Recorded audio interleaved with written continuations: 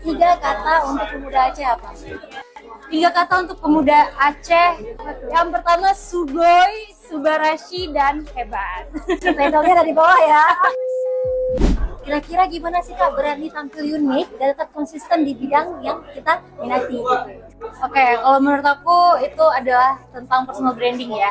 Jadi untuk menemukan personal branding itu pastinya ada prosesnya, dan kita harus berani take a step dan keluar dari comfort zone kita. Dan pastinya itu semua bisa kita lakuin kalau kita konsisten mengejar apa yang kita mau.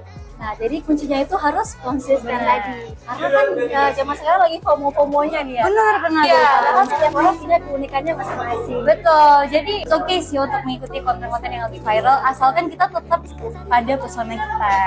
Nah, untuk mendeskripsikan, ini kan Kanifa juga pemuda Aceh nih. Tiga kata untuk pemuda Aceh apa? Yang pertama sugoi, subarashi, dan hebat. Pedalnya dari bawah ya. Oke, terima kasih Kanifa. Terima kasih.